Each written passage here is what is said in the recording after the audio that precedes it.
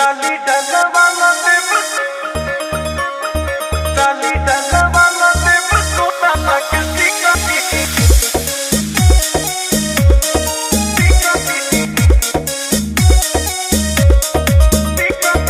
Angle music Kumar Ramesh की प्रस्तुति।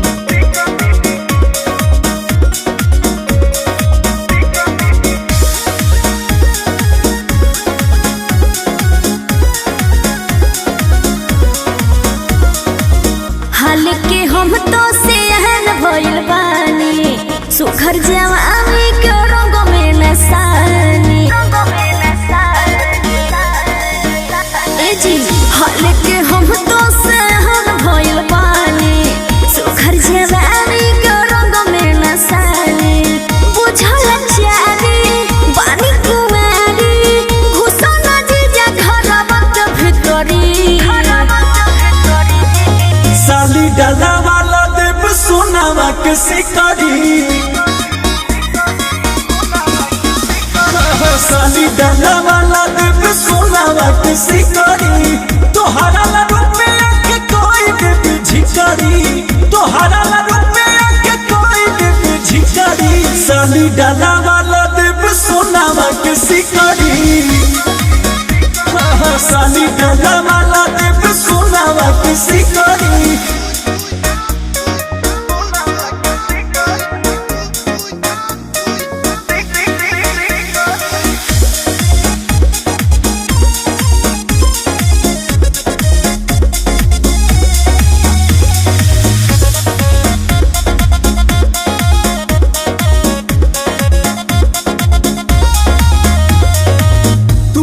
साली हम जीजा तोहार, झूठो के महादेव भतू।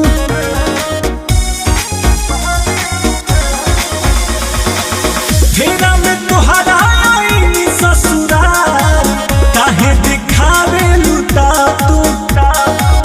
नइखे भरोसा हो जाई धोखा, कहि के सोना दे देब पितरी। साली डाला वाला देव सोनावा के शिकारी। साली डाला वाला देव सोनावा के शिकारी।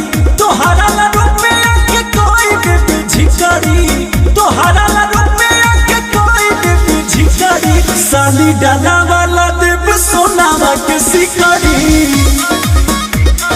साली डाला वाला देव सोनावा के शिकारी।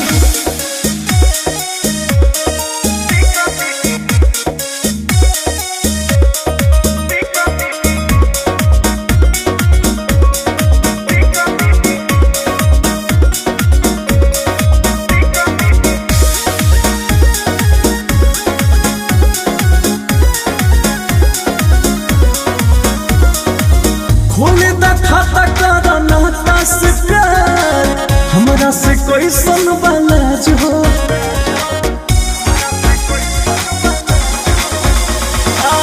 दीदी से सुघर बालू कमा तोहार, एही से बनल मिजाज हो।